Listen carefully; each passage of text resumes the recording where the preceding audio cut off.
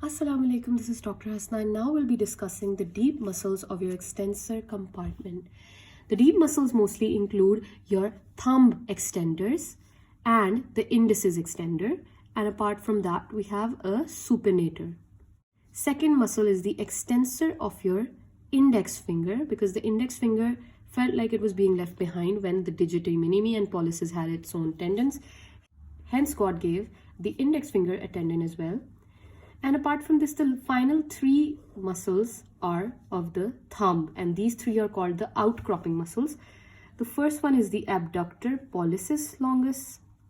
If you remember, in the palm we studied the abductor pollicis brevis, the extensor pollicis longus, and since there is a longus, there is an extensor pollicis brevis as well.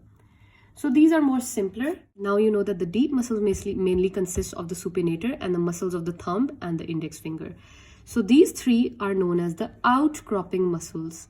These are the three muscles of the thumb, and they go to insert in the thumb. And basically, the reason they're called outcropping, because when all the muscles are going in a straight line, these muscles sneak out, 1, 2, 3 muscles sneak out completely to go to the thumb. So that's why they're called outcropping muscles. Now let's talk about their origin and insertions. So the major origins of the deep muscles are mostly from the radius and ulna bones. As we studied previously, the superficial muscle originating mostly from the humerus. Here we have mostly the origins from the radius and ulna bones. The supinator originates from lateral epicondyle of the humerus and also from the supinator crest of the ulna.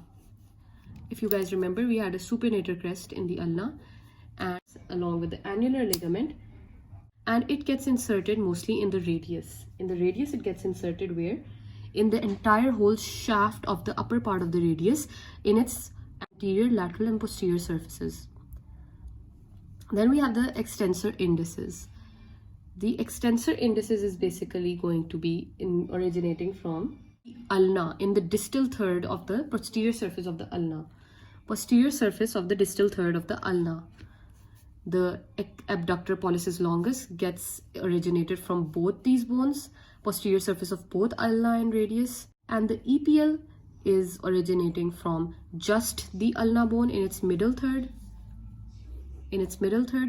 and finally the extensor pollicis brevis is originating from posterior surface of radius. Let's go through the origins once again.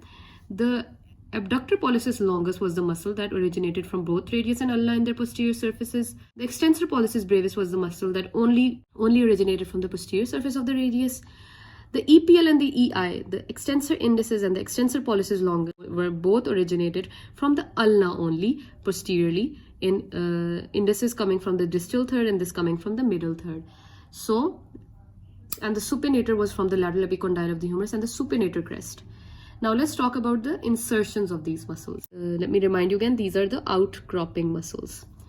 So the supinator gets inserted into the most of the shaft of the radius, anterior, medial and lateral surfaces on the upper part of the radius.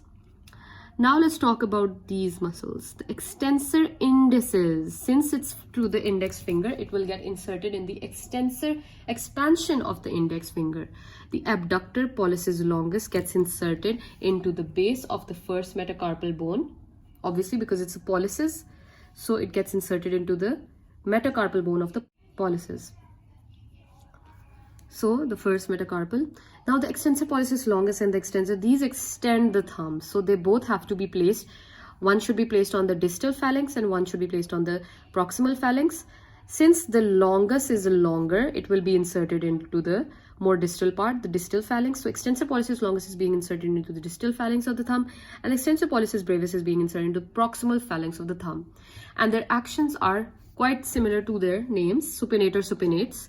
Extensor indices extends the index finger. The abductor pollicis longus causes abduction of the thumb. Also, it causes the carpometacarpal joint to extend.